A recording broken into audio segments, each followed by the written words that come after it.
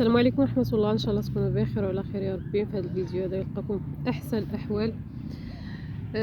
بغيت نبارطاجي معكم مساله اخرى كيف ما العاده في الفيديوهات السابقه اللي سمعتوا ليهم. اكيد كنبارطاجي معكم المواقف والاحداث اللي كنعيشها واستفدت منهم واستخلصت منهم، والخلاصه من التجارب اللي عشتها واللي دازوا وبقاو معايا تساؤلات دائما في الذهن ديالي كيطرحوا.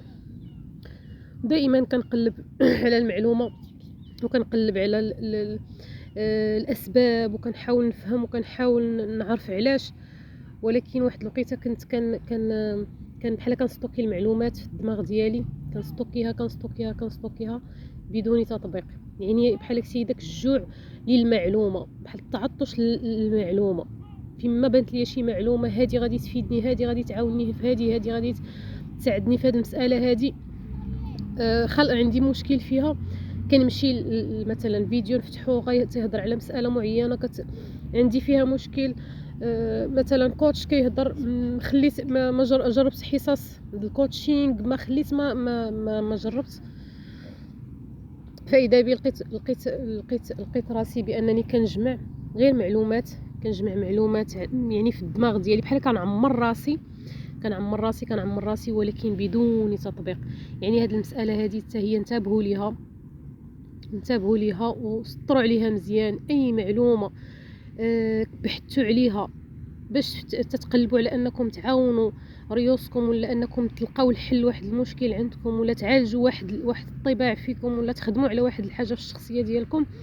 فاي حاجه سمعتوا لي الله يجازيكم، يعني طبقوها في البلاصه. ما تعطيوش الفرصه للشيطان انه يقول لكم بلاتي تسوفوا.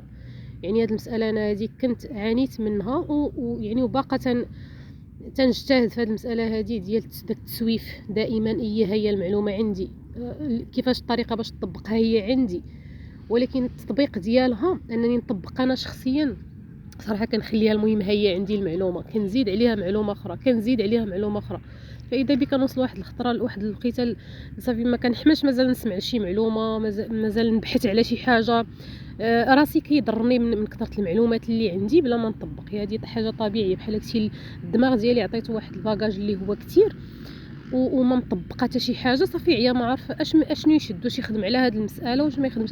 صافي كترون انت تصرفاتك، شخصيتك، كلشي، مشاعرك، افكارك، كلشي تيتخربق. دونك احسن حاجه هي انكم وقت ما بغيتوا تخدموا على واحد المساله، واحد الجانب في شخصيتكم، مشكل في حياتكم، انكم تشوفوا واحد المعلومه وتشوفوا واحد الفيديو وتطبقوا في البلاصه.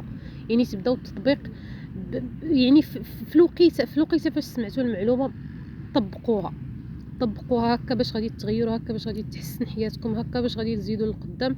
اما تستوكيو المعلومات في دماغكم فهي مساله، وعن تجربه، مساله غير كتألموا بها، تزيدوا الم على الم.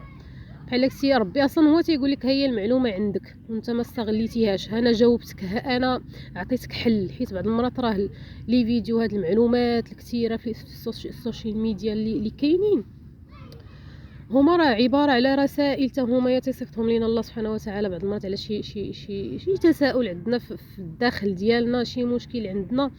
غير هذاك راه رساله، هذاك راه جواب من عند الله سبحانه وتعالى، قال لك ها هي المعلومه، ها جد دير. يعني ما درتيش يعني راه المشكل فيك انت، راه ما غاديش هو ينزل يحلوا لك ولا يقادوا لك، راه انت اللي كتاخذ لا ديسيزيون انك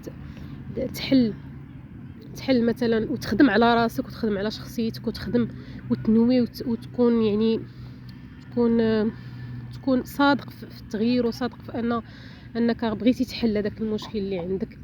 ونتمنى ان شاء الله اليسر والتيسير للجميع يا ربي. وكما قلت لكم هاد لي فيديو هادو تسمعوهم بقلوبكم حيت من القلب خارجين، وبغيت نبارطاجي معكم هاد المسائل باش تعم الفائده. وهكا هذا هو الهدف ديالي من هاد لاشين هادي، نبارطاجي معكم الحوايج اللي شفتها والحلول اللي استخلصتها اللي لجأت ليها. اكيد غادي مازال لي فيديو القدام ان شاء الله باذن الله غادي يعني نبارطاجي معكم اي خطوه درتها في اي نقطه، في مثلا اي مساله، يعني مشكل عندي ولا شي حاجه، كيفاش حليته، كيفاش طبقت التمارين، وكيفاش خدمت على راسي باش نحل هذه المساله هذه. غادي نبارطاجيها معكم اكيد، وان شاء الله يلقاكم هذا الفيديو في احسن الاحوال يا ربي. والسلام عليكم.